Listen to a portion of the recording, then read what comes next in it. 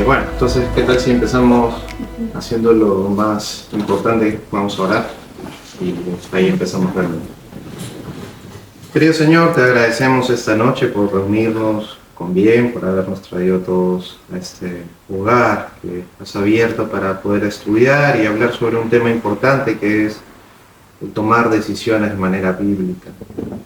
Te pido que esta noche tengas compasión de quienes van a escuchar estas palabras, que tu misericordia y tu gracia estén con quien es el expositor esta noche, que pueda exponer el tema que he preparado con temor y temblor, sabiendo, Señor, de que esto es para edificar y nutrir a tus hijos, y que todo lo bueno que ellos reciban venga de ti, y si hay algo malo, Señor, que sale, pues que no lo tomen en cuenta, pues son mis miserias haciéndose presentes.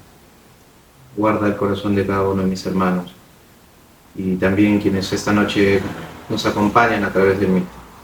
Bendícelos y que tu gracia los alcance donde se encuentren. Te pedimos todo esto en el nombre de Jesús. Amén. Bien. Tengo el privilegio de poder dirigirme a ustedes, enseñarles un tema que es fundamental, creo yo, dentro de lo que es el cristianismo, y es el asunto de las decisiones bíblicas. Día a día nosotros tomamos decisiones, tanto cosas pequeñas como de cosas importantes. Y constantemente vivimos en un mundo donde la vorágine nos hace cuestionarnos a quién o en quién descansar o a quién pedirle consejo justamente para tomar buenas decisiones. En lo particular, nosotros, tanto mi esposa como yo, vivimos en un edificio, en un departamento, y tenemos la particularidad de tener a una vecina que lee cartas y hace todo el tema de chakras y todo esto. Y en lo que pensaba para aperturar esta noche, decía, ¿cuántas personas la buscan para justamente tomar buenas decisiones? Su ventana exterior, donde ella atiende a sus invitados o a sus usuarios, da justamente a lo que es mi oficina. Y constantemente escucho que le preguntan, ¿qué debo hacer? En temas tan importantes como temas legales, temas familiares, incluso de salud. Y ella les da el consejo basado justamente en lo que ella considera que es la verdad. Sus cartas o los objetos místicos que ella pueda utilizar para llegar a esas conclusiones. Y la gente se va con esas respuestas y seguramente las ponen en práctica. El asunto es aquí que nosotros no creemos en eso, aunque ella sí. Nosotros confiamos en la Escritura, confiamos en la palabra de Dios, confiamos en Cristo y en su Espíritu que habita en cada uno de nosotros. Esa es nuestra base, esa es nuestra esperanza.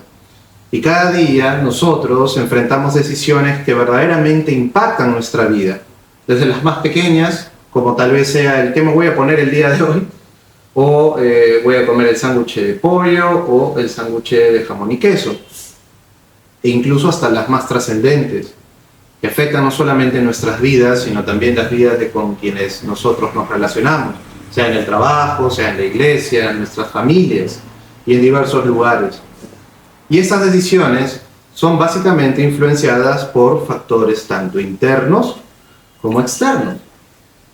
Esos factores son los que nos llevan a nosotros a converger y tomar las decisiones que van a afectar finalmente la voluntad de nuestro ser. Y esa es la palabra clave, la voluntad. Uno no puede tomar decisiones a expensas o separado de lo que es el entendimiento de la voluntad. Las influencias externas son aquellas influencias que vienen de personas o de situaciones diversas, y que esas hacen que nuestras decisiones se vean impactadas. Un ejemplo claro es el entorno familiar.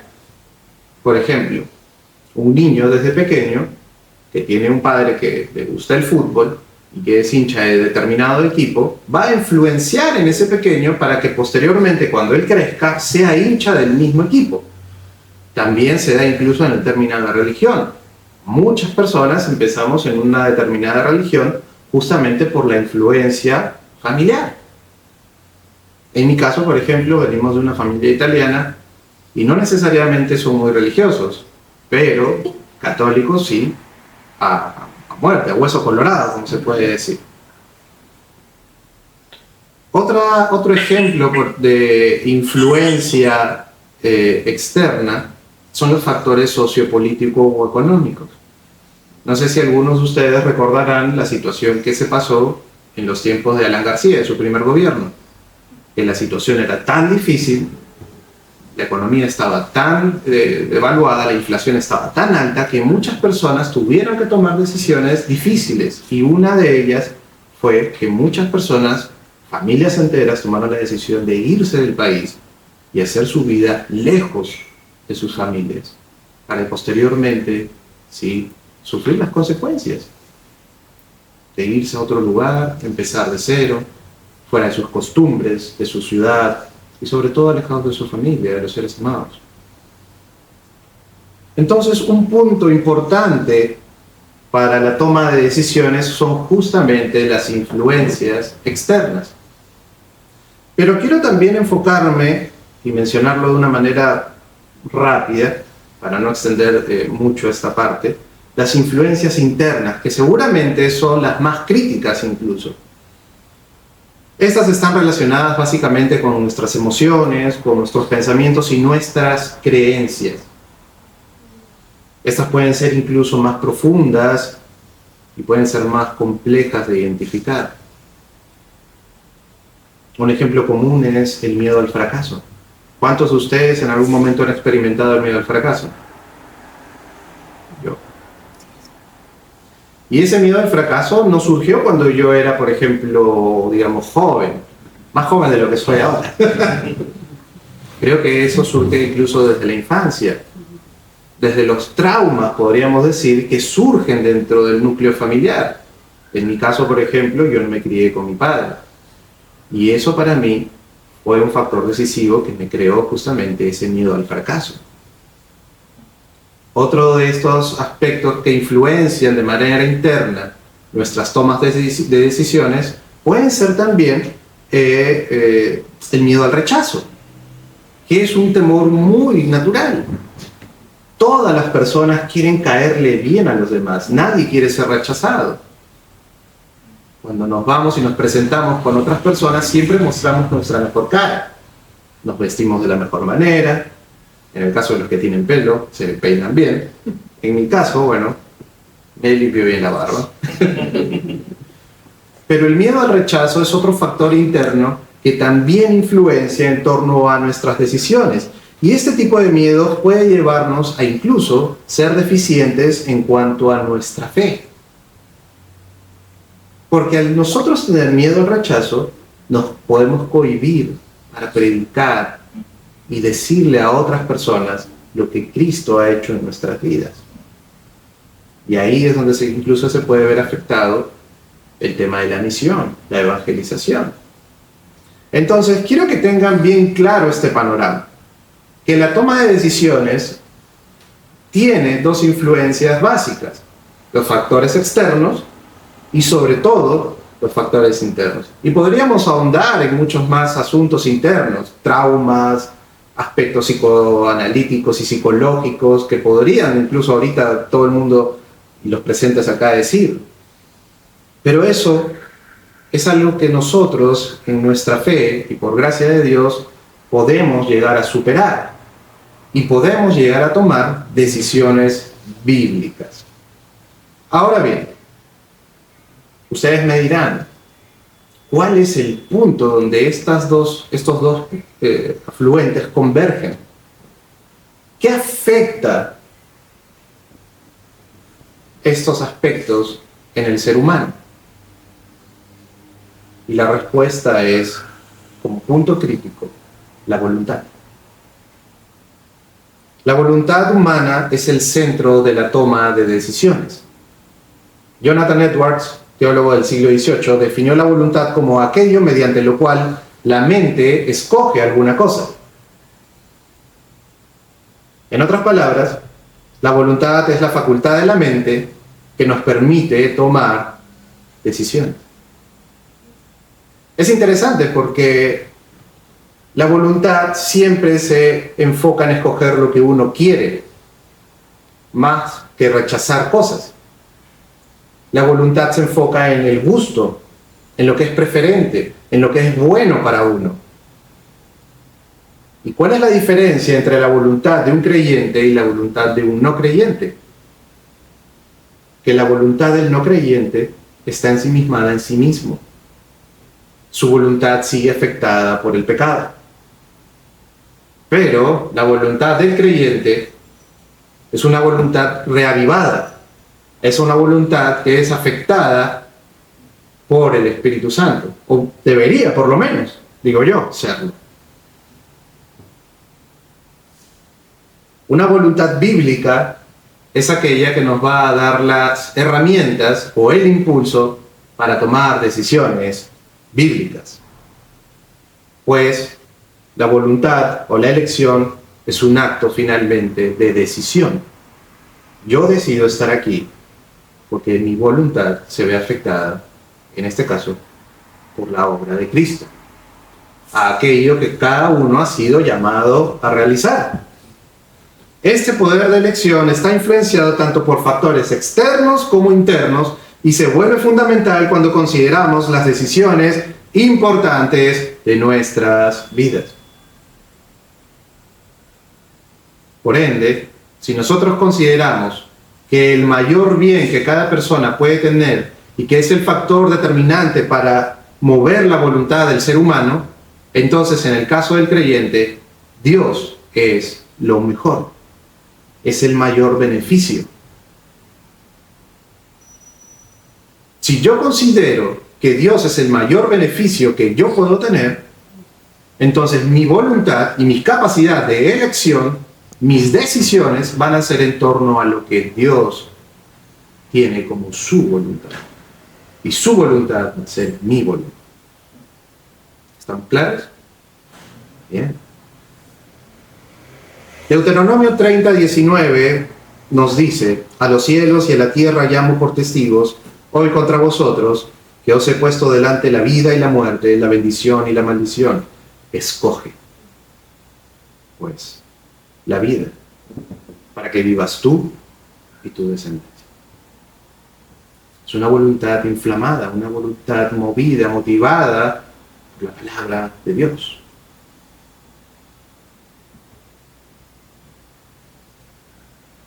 Desde una perspectiva cristiana, las decisiones bíblicas son aquellas que nacen del ejercicio bajo la voluntad o la influencia de la palabra de Dios. No se trata solo de hacer lo que creemos que es lo correcto, sino se trata de hacer lo que Dios ha revelado que es lo correcto. Y lastimosamente, muchas personas que son ignorantes de las Escrituras hacen lo que consideran correcto, ignorando verdaderamente lo que Dios dice en determinado lugar acerca de determinado tema.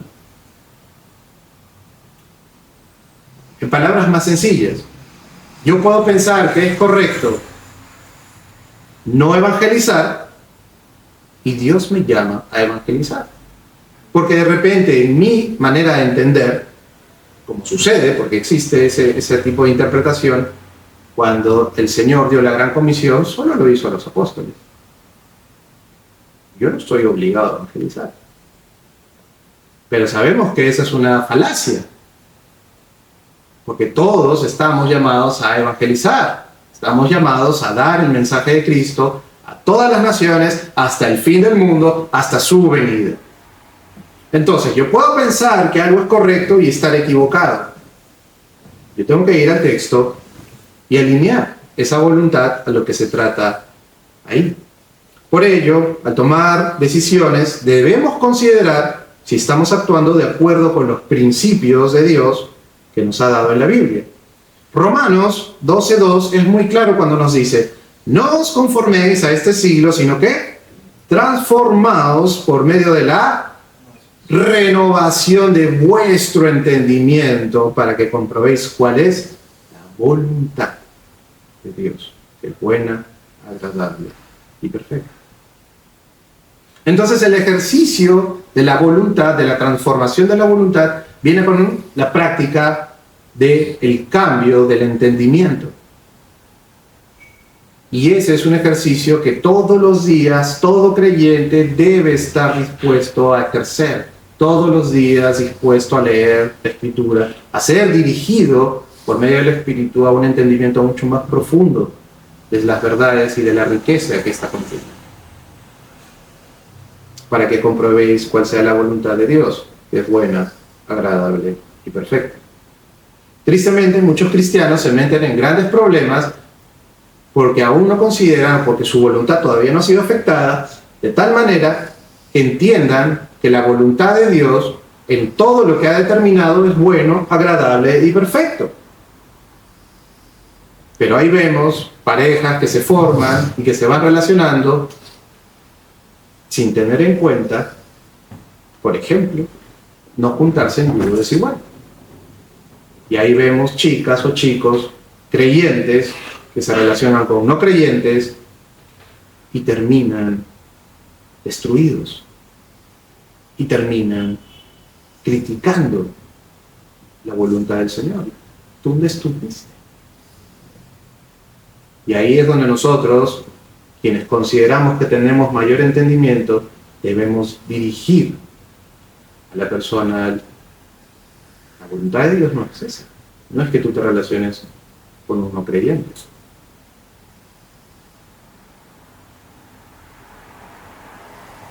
Todo esto tiene un corazón, todo esto tiene un núcleo. Y es la manera en la que nosotros entendemos la voluntad de Dios. Ese es el asunto, eso es el meollo. ¿Cómo entiendo yo la voluntad de Dios? Existen muchas frases que podemos darlas aquí esta noche. Frases que son de iglesias y que muchas veces hasta algunos hemos repetido sin darnos cuenta. Pero pueden ver la clase de entendimiento que tienen de la voluntad de Dios y el ejercicio de este en su vida. Frases como, por ejemplo, Dios va donde yo voy. El Señor está conmigo a donde yo vaya. Que suenan muy bien, pero no son bíblicas. No son centradas en la Escritura. No están dentro de la voluntad de Dios. La comprensión que nosotros podemos tener de la voluntad de Dios es lo que finalmente va a afectar la toma de nuestras decisiones, porque está estrechamente ligada a nuestra visión teológica. Hasta hace unos momentos, antes de empezar esta ponencia, digamos, yo hablaba de que la manera en que nosotros entendemos las Escrituras, la manera en que nosotros vemos el mundo a través de la Biblia, es la manera en la que nosotros vamos a poner en práctica nuestra teología. La teología debe ser práctica, no debe ser simplemente académica. Y la manera práctica en la que nosotros ponemos esa teología a funcionar es justamente las decisiones que vamos tomando el día a día, en medio de las situaciones que el mundo se va generando alrededor nuestro, en nuestros hogares, en nuestras oficinas, en nuestros centros de estudios, incluso dentro de nuestros relacionamientos con personas que no conocemos, sea en el bus, sea en el taxi, sea en la misma calle. Por eso, cuando nosotros tomamos decisiones, necesitamos examinar si nuestra voluntad se ajusta a la revelación de Dios en las Escrituras y si estamos actuando de acuerdo al marco que Él ha establecido en todos los ámbitos del relacionamiento, tanto con Él como con los demás, en lo que es moral, en lo que es religioso. A lo largo de la Iglesia se han suscitado dos líneas teológicas que muestran justamente la situación moral, teológica y aplicativa de la Iglesia en el día a día. Nosotros, o cada persona, tiene su propia teología. No estamos hablando en este sentido de si uno es reformado, el otro es neopentecostal, arminiano, calvinista. Son dos diferentes. Es una teología teocéntrica y la otra es teología antropocéntrica. Es decir, mi teología está enfocada en Dios, Dios como el centro de todo, o el humano, el ser humano, como el centro de todo. Ahí está el asunto importante para la toma de decisiones. Porque si Dios es el centro de mi entendimiento teológico, mis decisiones van a estar fundamentadas y basadas en lo que Él ha revelado. Y el principal asunto de una teología teocéntrica es la gloria de Dios. Todo lo que yo voy a hacer va a significar glorificar a mi Dios. Señor, que sea tu voluntad. Señor, si esto se va a dar, hazlo a pesar de mí. Señor, pasa de mí esta copa, pero que no se haga mi voluntad, sino la tuya.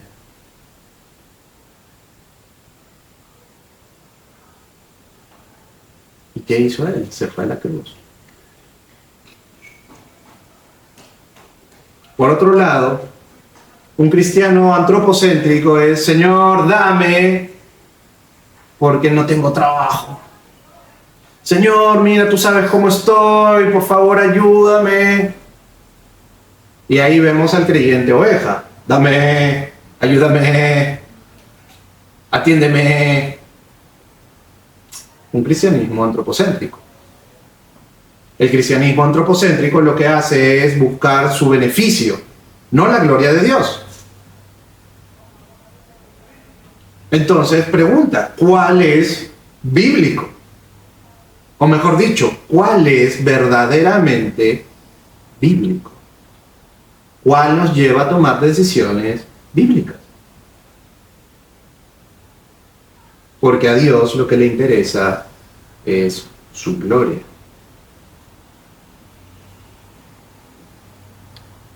Cuando la voluntad humana está subordinada justamente a la voluntad divina, busca hacer lo que agrada a Dios.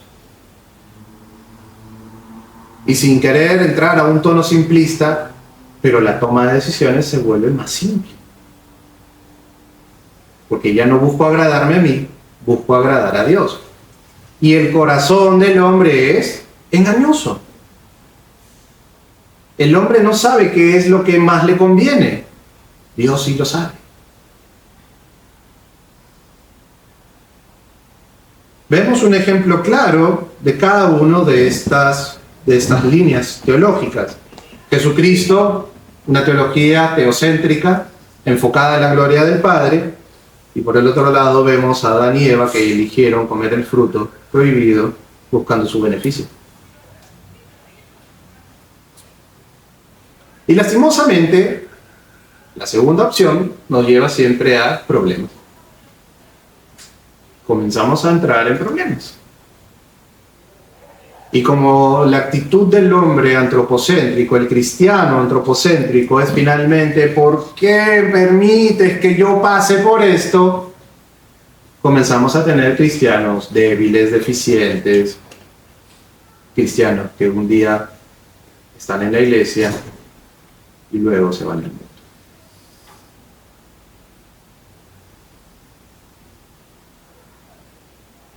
Es crucial entender qué significa la voluntad de Dios para nuestras vidas. La voluntad de Dios puede entenderse de dos formas principales. La voluntad decretiva es la voluntad que Dios ha decretado, las cosas que se van a dar a lo largo de toda la historia de la creación e incluso a lo largo de la historia de cada uno de ustedes, de sus vidas, aún en lo más pequeño. Y la voluntad revelada de Dios, que es la voluntad que nosotros vemos en las Escrituras. La palabra de Dios nos dice en cuanto a la segunda opción, en el Salmo 119, 105, lámpara es a mis pies tu palabra y lumbrera a mi camino. Esta voluntad revelada es accesible para todos, aún incluso el no creyente puede llegar a entender principios tan claros como no mientas, no matarás, honra a tu padre, honra a tu madre. Pero la debacle moral, justamente que estamos viviendo en estos días, donde hay tanta agresión, donde hay tanto odio, donde hay tanta violencia, es porque ni siquiera ponen interés en este tipo de cosas. Y las decisiones que la gente toma no contribuyen o no se alinean a lo que el creador de ellos ha determinado. Y aún mucho más, somos responsables nosotros como iglesia y como individuos de por qué está avanzando tanto la inmoralidad en nuestra ciudad. Porque seguramente estamos tomando decisiones que no son bíblicas. Porque hay cada vez más cristianos que mienten, hay más cristianos inmorales, casados que miran a la mujer del otro. Y ahí vemos divorcios dentro de la iglesia cristiana.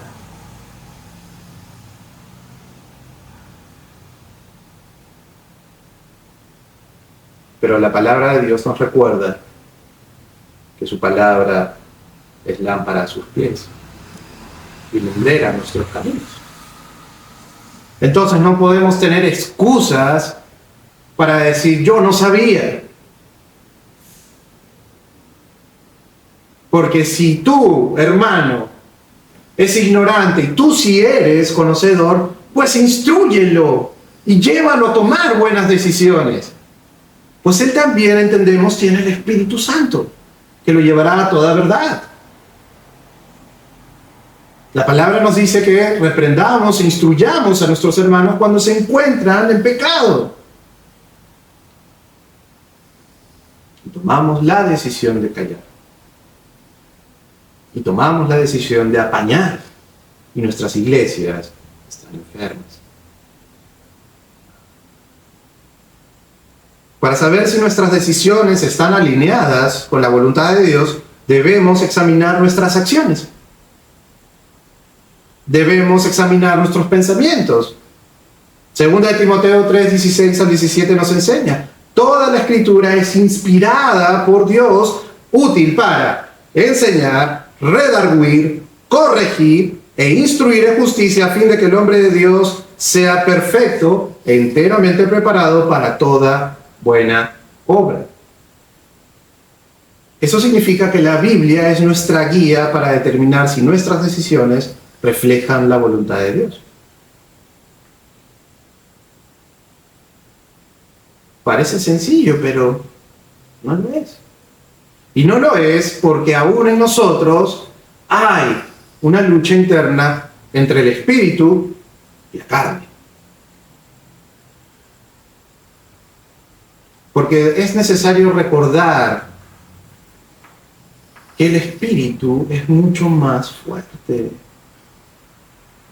Es necesario recordar que hoy ustedes verdaderamente tienen la capacidad de elegir, de tomar la decisión. O eliges la bendición o eliges la maldición. Pero antes de que ustedes creyeran, y todos aquellos que no han creído, aún siguen atados a tomar decisiones que no son bíblicas, pecaminosas. Entonces, ¿cómo es posible que las iglesias estén como están? ¿Cómo es posible que cada vez más personas dentro de las iglesias se vayan al mundo? ¿Cómo es posible que exista ese ping-pong? Hoy día entro, hoy día salgo, hoy día entro, hoy día salgo.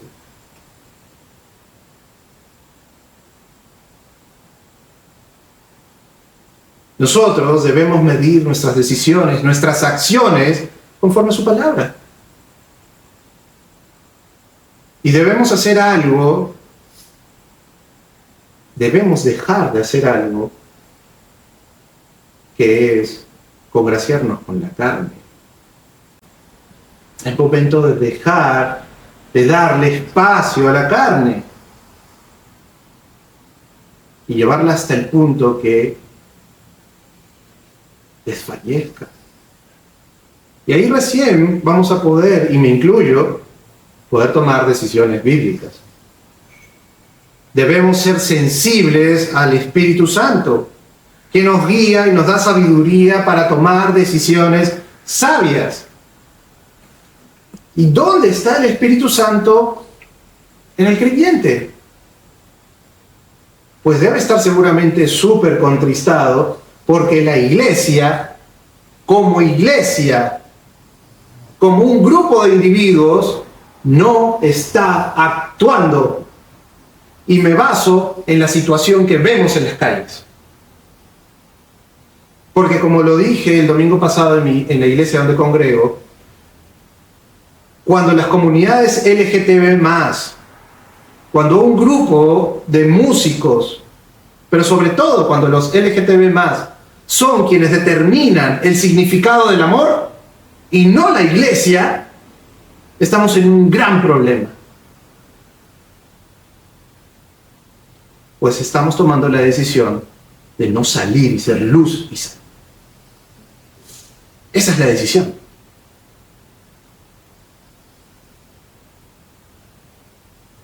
Santiago 1:5 nos exhorta a algo que de repente nosotros podemos decir: no sé cómo hacerlo.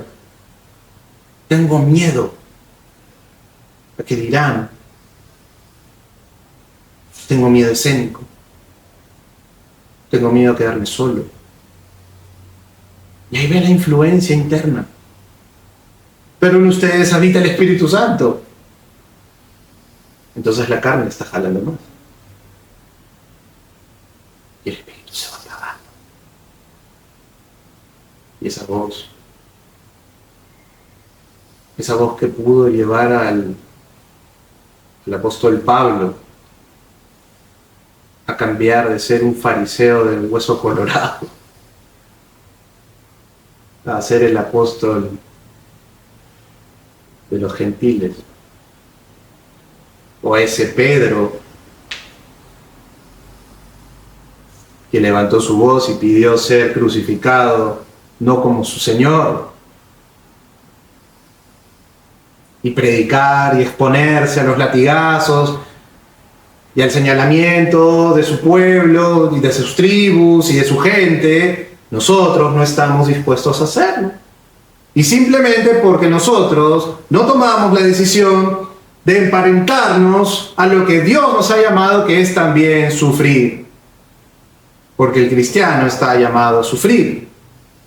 Pero no queremos, y esa es nuestra decisión.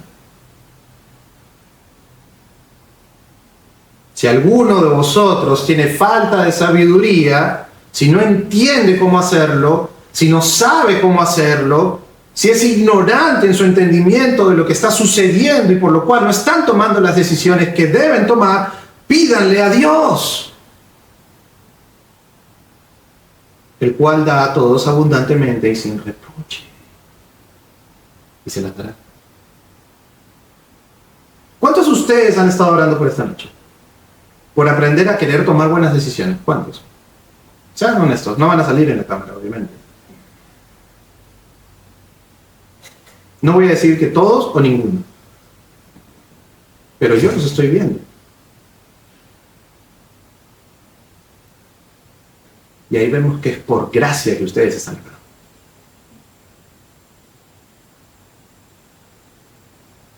Existen puntos críticos por los cuales nosotros tenemos un mal entendimiento de la soberanía de Dios, que finalmente es lo que es la base de cómo nosotros podemos tener un cristianismo efectivo en la toma de nuestras decisiones.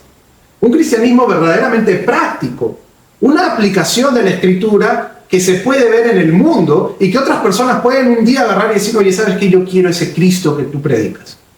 Yo quiero conocer a ese Dios. Jorge hace un momento nos dijo que los musulmanes están creciendo justamente porque lo hacen visible a la gente con la que se rodean a su Dios.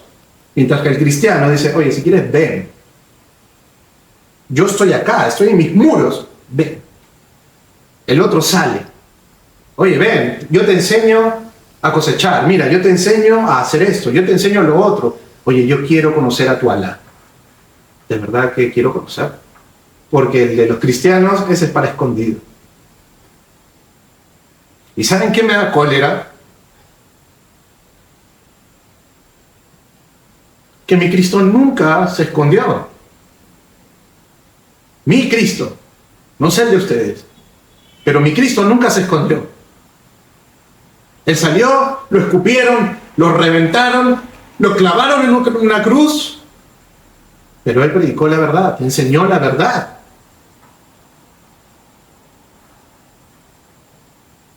Y nosotros somos cristianos. ¿Cuál es la decisión que tomamos en nuestras vidas? Porque no nos parecemos a Él.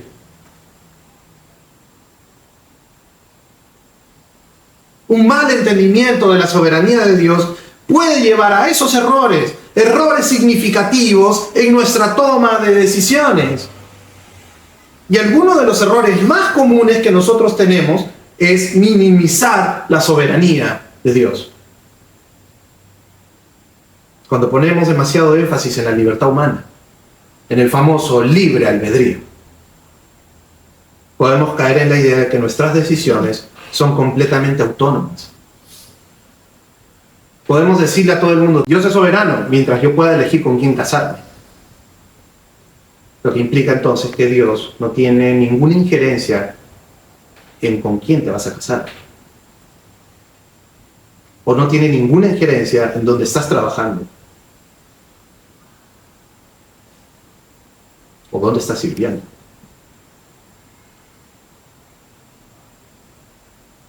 Como si Dios no tuviera control sobre nada en tu vida. Porque tú tienes el derecho de hacer lo que tú crees. Porque en las iglesias se ha metido esa frase famosa, Dios no creó robots. Proverbios 16:9 nos dice, el corazón del hombre piensa su camino, pero Jehová, pero, esa palabra, esa simple palabra de 4 letras, pero, Jehová endereza sus pasos. Otro gran error que hace que tomemos malas decisiones es negar la planificación soberana de Dios.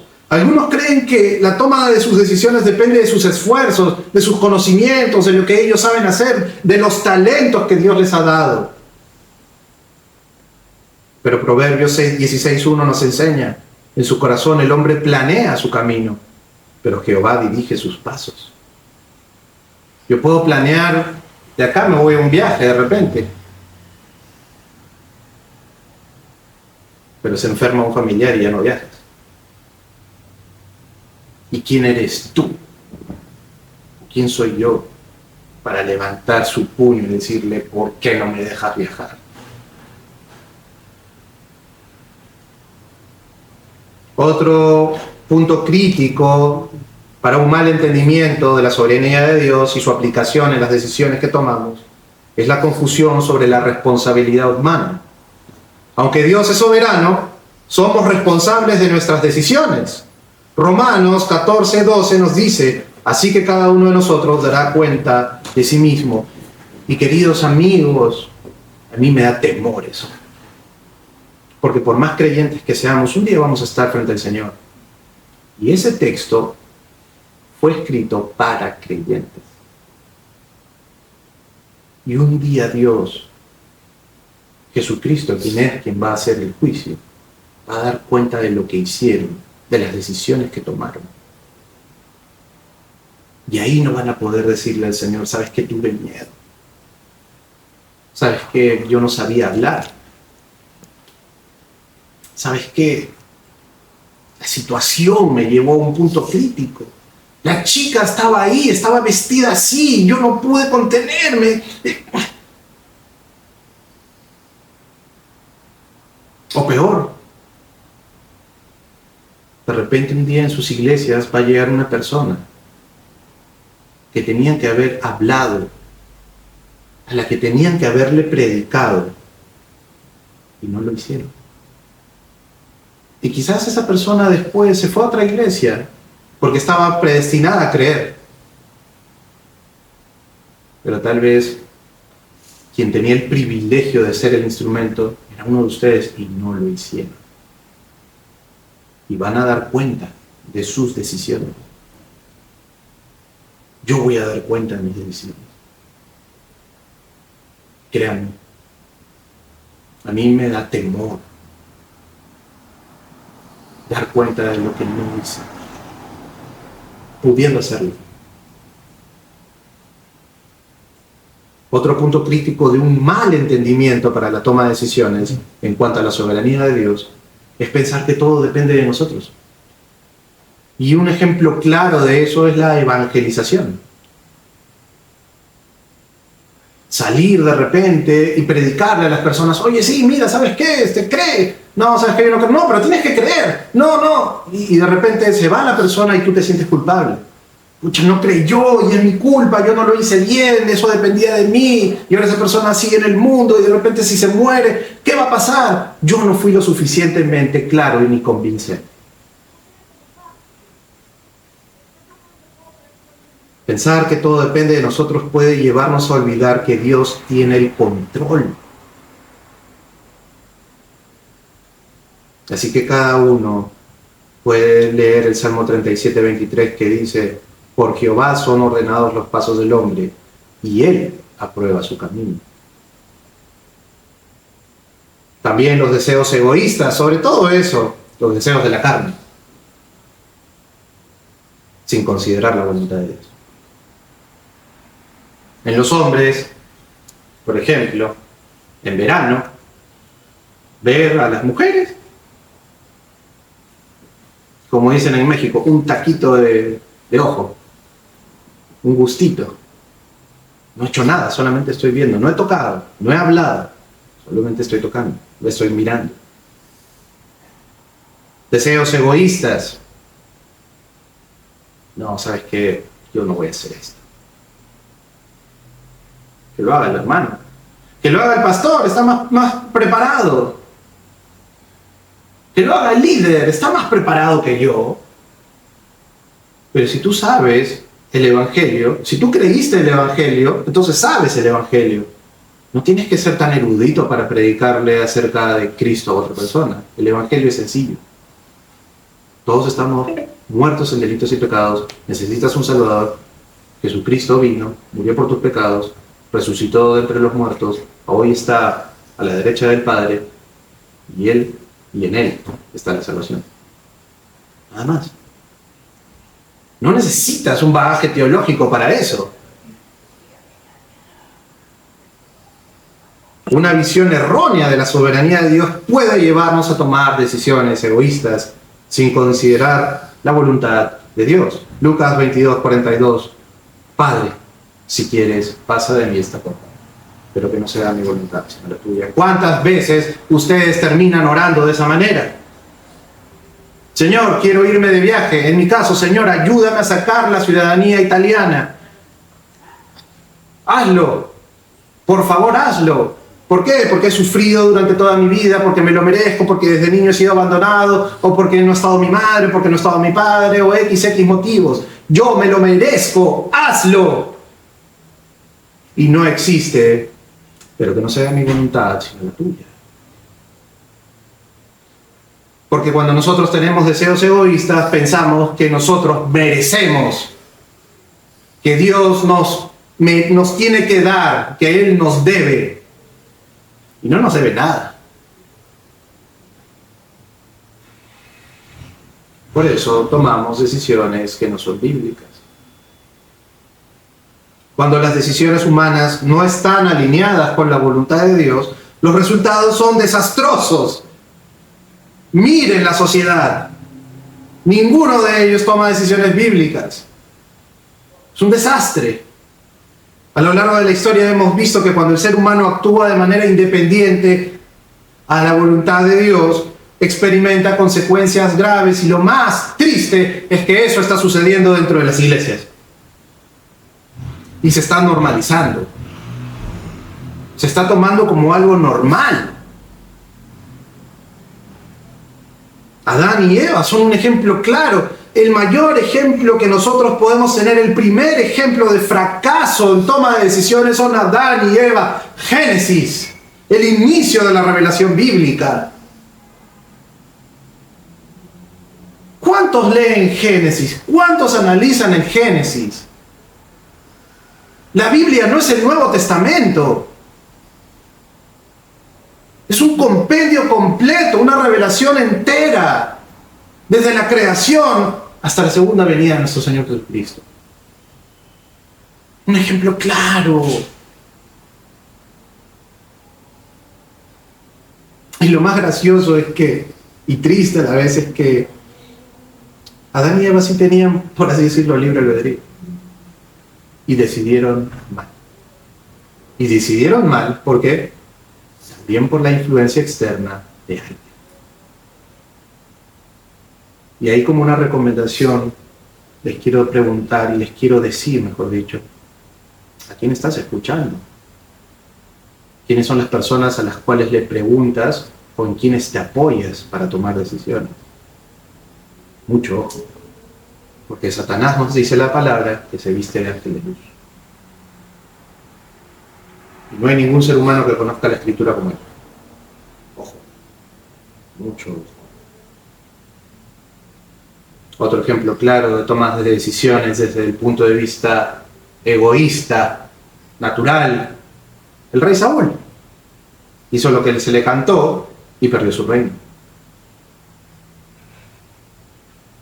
El pecado y el sufrimiento que vemos en el mundo a menudo son el resultado de decisiones tomadas sin considerar la voluntad de Dios.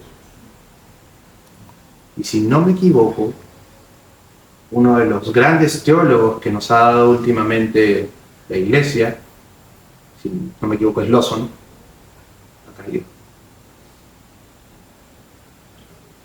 ¿Y alguien podría decir que Lawson es un ignorante de las Escrituras?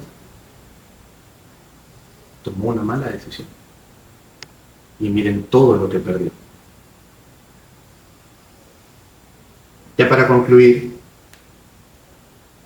quiero decirles que las decisiones que tomamos a lo largo de nuestra vida están influenciadas, sí, por factores externos como internos. Y la forma en que ejercemos nuestra voluntad juega un papel fundamental en ellas. Ustedes tal vez no lo vean, pero las decisiones que ustedes tomen van a trascender la historia de sus familias. Porque cuando una joven toma la decisión de abortar, está cortando una familia. Porque cuando un hombre toma la decisión de engañar a su esposa, está destruyendo a su familia. Es importante reconocer que aunque en Dios verdaderamente podemos ejercer la toma de decisiones, nuestra voluntad debe alinearse a su voluntad. Si verdaderamente ustedes se hacen llamar discípulos de Cristo, caminen detrás de sus huellas. Caminemos detrás de sus huellas. Decidamos como Él decidió. No tengan miedo. La frase que más se repite en las Escrituras es: no tengas miedo. No tengas miedo, no tengas miedo, no tengas miedo. Porque el miedo influye en las decisiones. El miedo te paraliza. El miedo te atroncha. Te vuelve obsoleto. Dios no quiere que ustedes se vuelvan obsoletos. Nosotros debemos someternos al Espíritu en oración, en lectura, en esto. En esto que en buen momento Yamilet ha organizado. La voluntad humana y la voluntad de Dios no son antagónicas, no van separadas, sino que deben trabajar juntas a través de la renovación de nuestra mente y el ejercicio de la sabiduría que viene de Dios. Podemos discernir lo que es bueno y lo que es malo. Aprendan a discernir. Y si tienen algún conflicto durante ese discernimiento, háganle caso a su conciencia. Mejor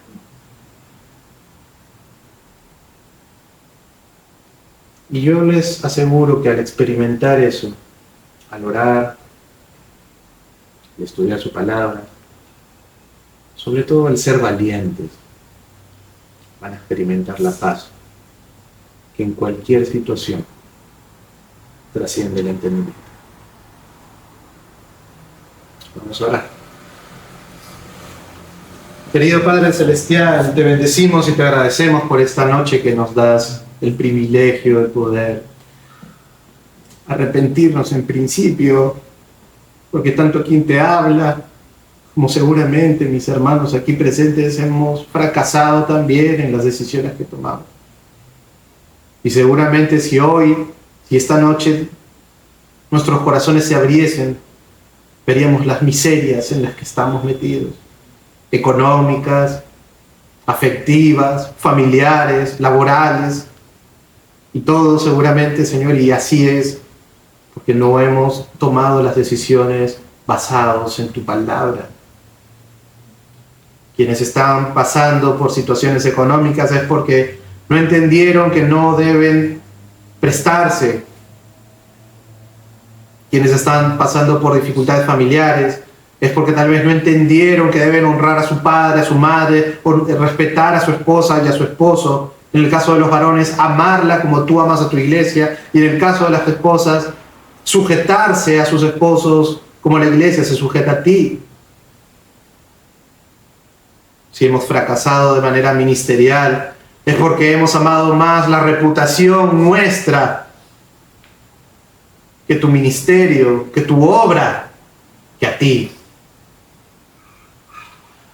Que este sea el inicio de un arrepentimiento genuino, Señor, y que podamos un día volver a juntarnos y comentar cómo tú nos sacaste de las miserias en las que nos metimos, porque un día decidimos obedecerte, porque un día decidimos tomar decisiones bíblicas. Que sea tu palabra haciéndose efectiva en nuestras vidas. Gracias, Señor. En el nombre de Jesús. Amén. Amén.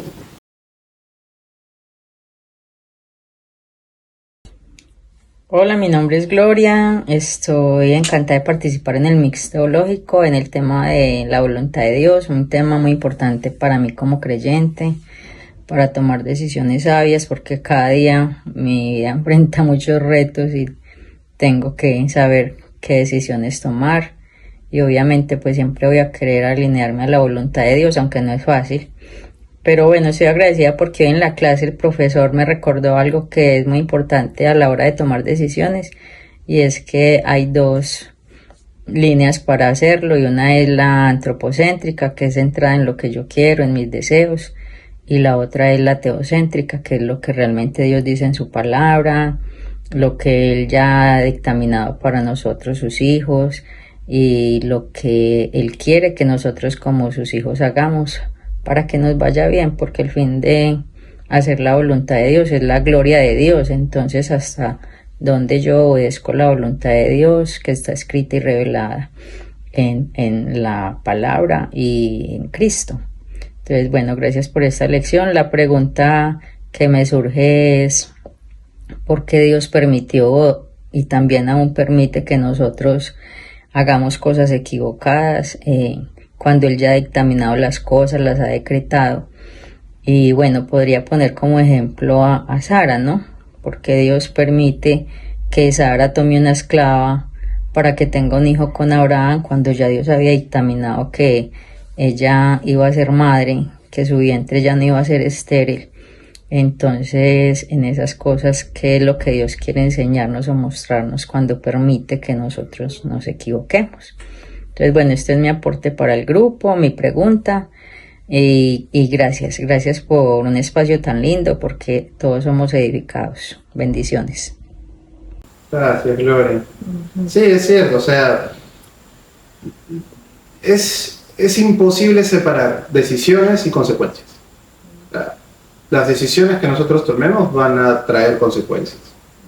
Las consecuencias que nosotros podamos entender como buenas o malas.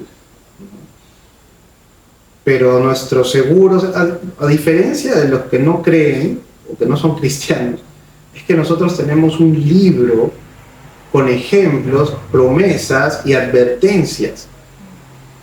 Entonces nosotros no tenemos excusas. las consecuencias que vamos a afrontar de las decisiones que tomemos, pues serán las que tengamos que asumir. Dios quiera que sean buenas siempre, porque en la medida que tomemos buenas decisiones, decisiones bíblicas. Pero sí, pues sí. Una pregunta, o sea, como que pensar aquí, no sé si hay algo del ejemplo de, por ejemplo, de las mujeres que hicieron cosas como con la hermana, de no confiar en el Señor y en este caso pidió a su sierva que tenga ese hijo, ¿no? Uh-huh. Que se supone que podemos, incluso después de las consecuencias que hemos vivido acerca de esta decisión, no creyendo en el Señor, podemos pensar de que, como dicen, de alguna otra manera llegarás por acá, pero al final llegarás a la meta.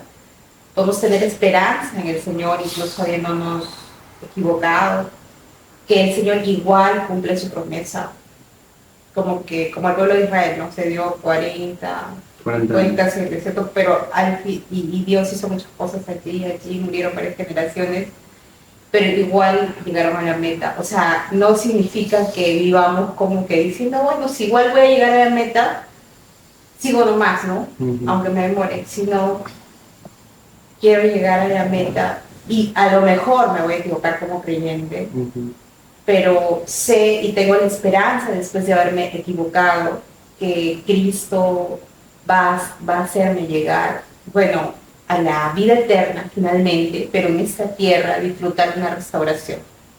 Mi pregunta sería, ¿qué argumentos puedo encontrar en la Escritura que me hacen estar en esperanza de eso? Bueno, yo te diría que la principal es Pedro. Pedro negó al Señor 3 veces.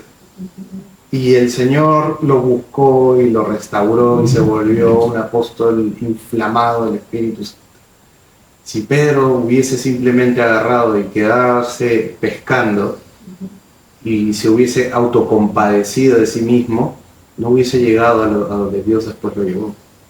El asunto es, nosotros nos podemos equivocar. La Biblia nos da otros ejemplos, incluso el rey David se equivocó, se metió con la mujer de Urías, y aún así de esa relación salió Salomón, y Salomón llevó al esplendor a Israel, ¿no? A pesar de ser pero la consecuencia que tuvo que asumir David fue la muerte del hijo que tuvo con ella también, el otro.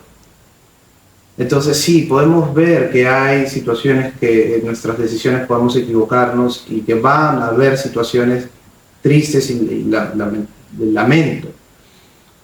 Pero lo bueno es que podemos decir que Dios finalmente no está supeditado a cumplir sus promesas por nosotros. Más bien nosotros debemos agradecerle a Dios que Él cumple su promesa a pesar de nosotros, ¿no?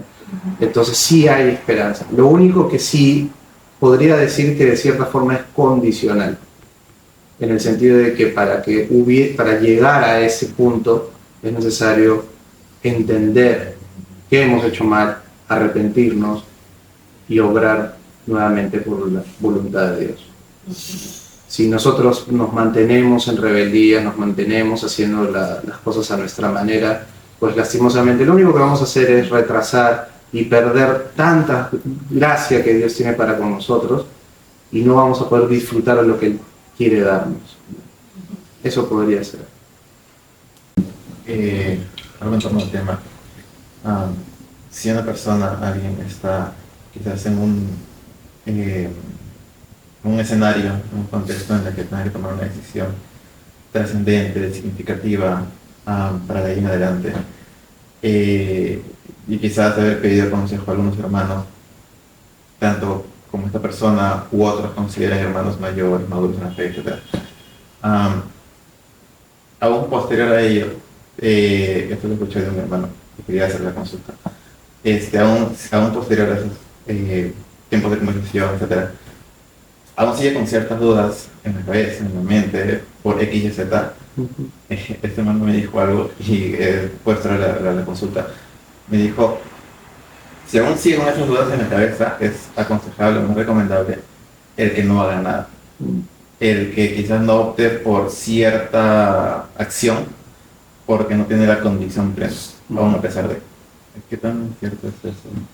Mira, depende, o sea, muchas veces la convicción te la va a dar la palabra y el espíritu. Eso es lo que te da la convicción.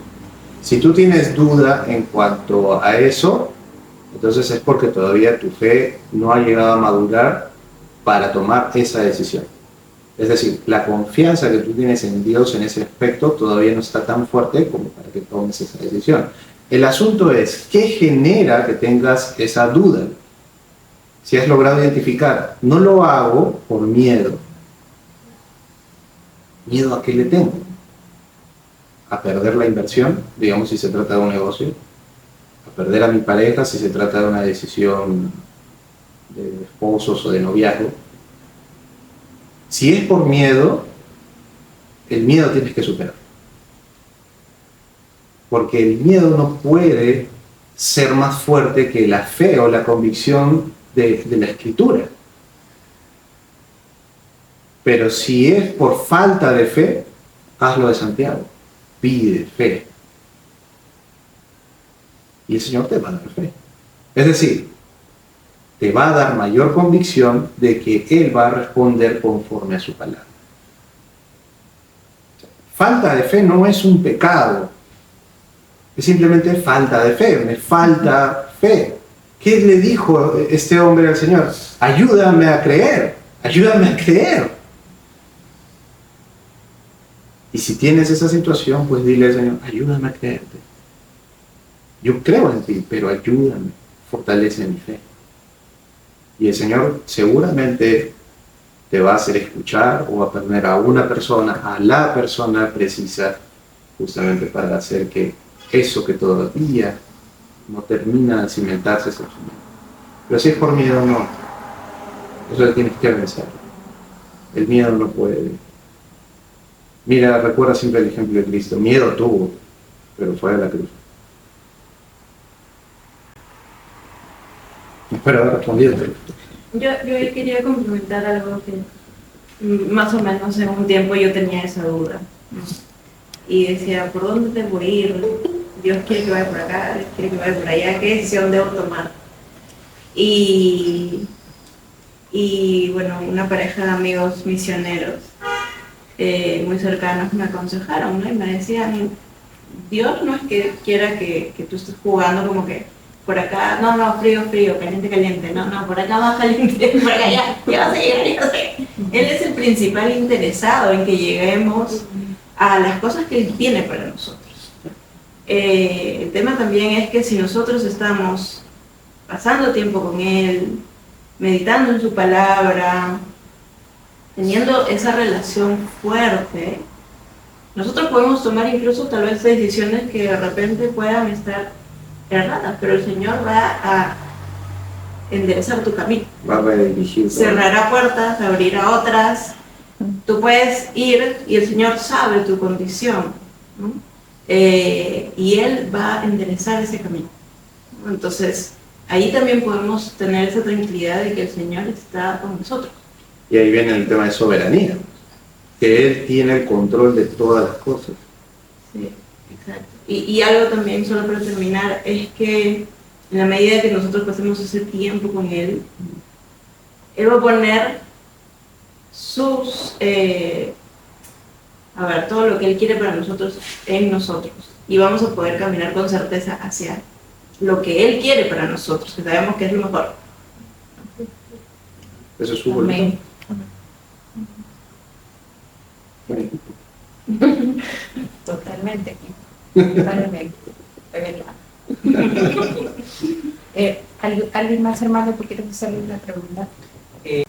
Hace mucho tiempo vine escuchando un poco acerca de la toma de decisiones y creo que a veces, como bien lo dijo, es un tema muy controversial hasta cierto punto, donde cierto grupo de creyentes puede creer o tomarse la atribución de decir yo elijo hacer esto o hacer el otro. Como bien lo dijo, Dios no creó robots, que lo he escuchado un montón de veces. Entonces, creo que definitivamente mientras que nosotros estemos alineados a lo que el Señor ya ha dado en su palabra como voluntad para nosotros, claro, definitivamente hay cosas que nosotros no logramos entender, ni saber, ni conocer qué es lo que tenemos aquí, de lo que nos queda de vida, porque por ejemplo que no sabemos cuánto nos queda de vida. Entonces es algo que nosotros no sabemos, ¿no? Pero Dios sí lo conoce. Sí. Y nada, gracias por el tema y espero ser sabio porque sí, definitivamente hay una carga en mi corazón por querer saber qué es lo que también Dios desea para mí. Es bueno saber eso, sobre todo porque estás joven, tienes ese deseo. Quien no conozca todavía, quien no tenga la convicción de saber cuál es la voluntad de Dios para mi vida, simplemente búscalo, ora y haz. Y el Señor va a ir comenzando a poner todo.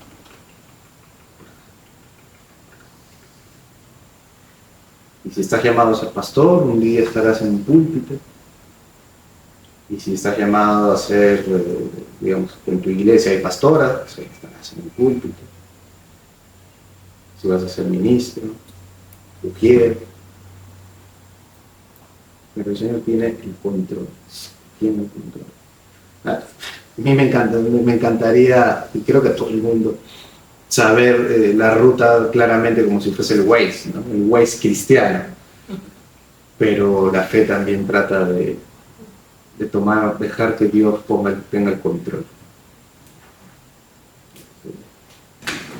Si se puede decir en un sentido, ¿se puede corregir alguna mala decisión que se tomó? Siempre. Eso es arrepentimiento. No corregir, sino arrepentir. O enmendar. Claro. El arrepentimiento viene con el enmendar. Digamos, te doy un ejemplo práctico.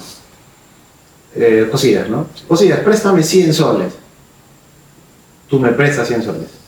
Yo me voy y te digo, oye, te los voy a pagar en una semana. Me voy, hago lo que tengo que hacer y pasa la semana, no me comunico contigo, 2 semanas, 3 semanas, se cumplió el mes, estás necesitando. Y pucha, un día agarré, me acordé, Señor, ¿sabes qué? Perdóname, le quedé debiendo a Josías. Ya. Oye, Josías, vamos juntos. Oye, ¿sabes qué, hermano? Perdóname. El Señor me ha mostrado que he pecado contra ti y no te he pagado. ¿Me perdonas? ¿Tú qué vas a hacer? Claro. Nos damos la mano y me voy. Eso no es arrepentimiento. Eso es tranquilidad de conciencia, entre comillas. Arrepentimiento es, oye, José, ¿sabes qué? Discúlpame. Que me he dado cuenta, por gracia de Dios, de que no te he pagado, de que me has prestado. Aquí están tus 100 soles. ¿Y sabes qué? Toma un poco más tal vez, porque te he perjudicado. Eso es arrepentimiento. Cuando hay restauración del daño ocasionado, es verdaderamente arrepentimiento.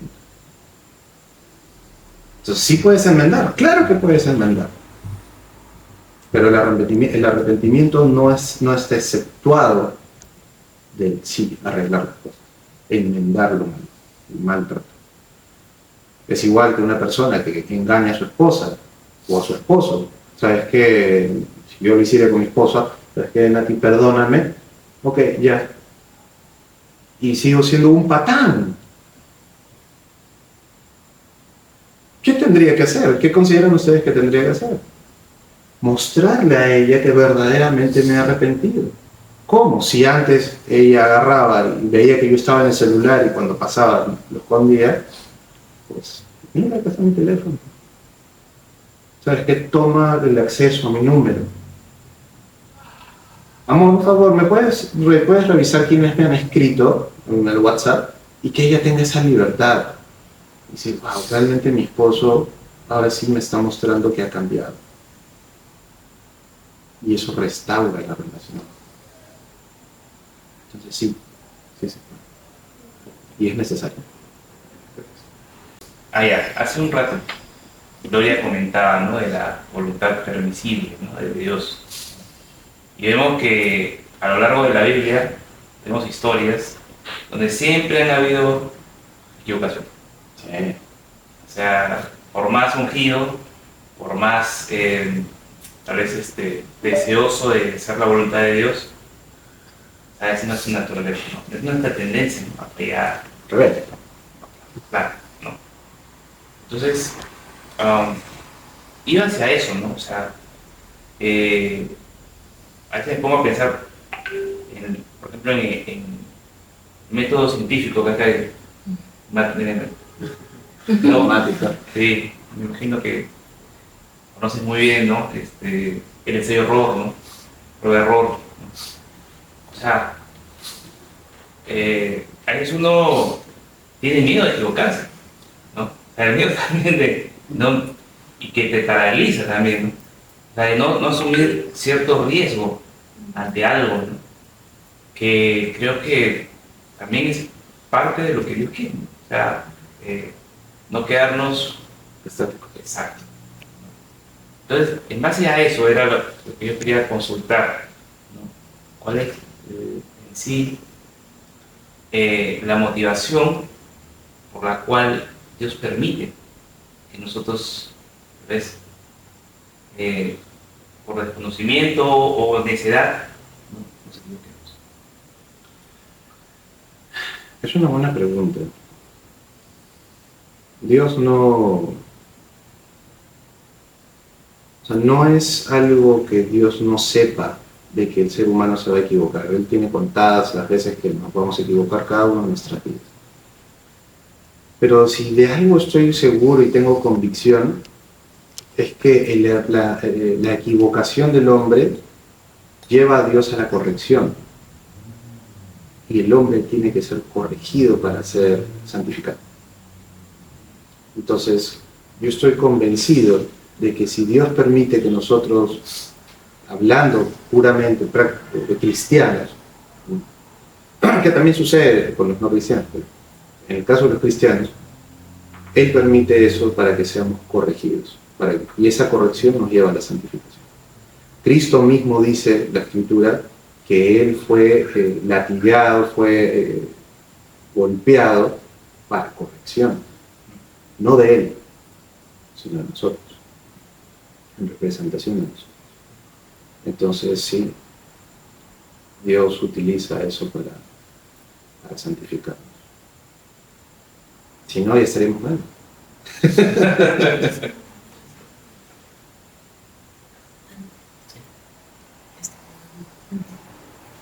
Ahora, eso no significa que, entonces me voy a equivocar siempre, me haga más santo, ¿no? Pero sí. O sea, esa es la motivación que seamos santificados y que crezcamos en el entendimiento de Dios. Es que finalmente el propósito de Dios para nosotros es hacernos la imagen de Jesucristo.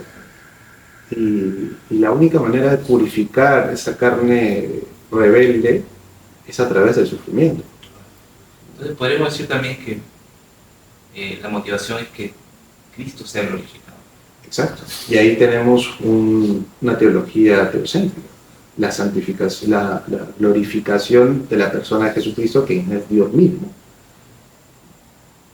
O sea, nosotros, si vemos la relación de la Trinidad, el Hijo glorifica al Padre, el Espíritu Santo glorifica al Hijo, y el Padre glorifica al Hijo en el Espíritu. Es un círculo de glorificación total. Entonces, nosotros también estamos llamados a ejercer ese tipo de vida. Por otro lado,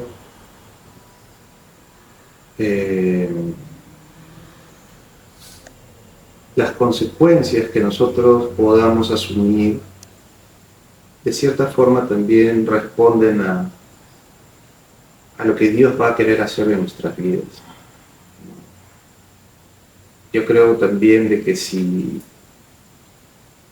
el Señor en su infinita gracia no nos da las consecuencias reales que merecemos, es porque es muy lleno de gracia. Porque realmente no pagamos lo que tendríamos que pagar por las decisiones que tomamos.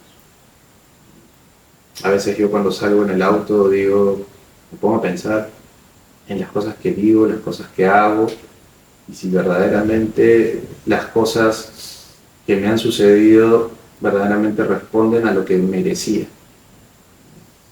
Y muchas veces digo, no, yo merecía más.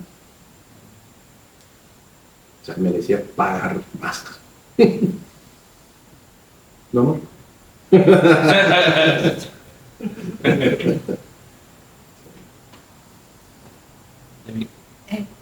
Señor nuestro, gracias por estar este día. Este día ha sido una sorpresa, espero para cada uno. Estamos reunidos, pero es parte de tu soberanía, es parte de lo que tú quieres revelarte a cada uno, pero también a exhortarnos como iglesia, cuál es nuestro rol, cuál es nuestra posición. Te doy gracias por la iniciativa, Padre, de los grupos, Señor, que ha orquestado esto. Que sabemos, Padre, que tú has puesto la cara y ahora hemos compartido un tiempo donde tú nos muestras, Señor, que si estamos aquí es simplemente porque a ti te ha placido, porque no hemos hecho nada, Señor, para merecerlo. A que tú te reveles a cada uno y que cada día, Señor, nos pongas ese ánimo para caminar en tus caminos, a pesar de las aflicciones, a pesar de las complejidades capaz que puede generar no entender tu plan, pero tú nos permites, Señor, caminar. No sabemos hasta cuándo, pero lo que sí sabemos, Señor, es que te tenemos a ti y contigo no hace falta nada. Así que te doy gracias por recordarnos a cada uno eso constantemente, de que ni la vida, ni la muerte, ni potestades, nada podrá separarnos, Señor, de ti, de tu amor. Así que eso creo que es suficiente, Señor. Más que suficiente. Tenerte a ti, y que, bueno, en ti podamos vencer todo temor, todo miedo. Gracias por esa reunión y por lo que tú vas a mostrarnos, Señor, a través de todo lo que va a surgir. Gracias, Padre, en el nombre de Jesús. Amén.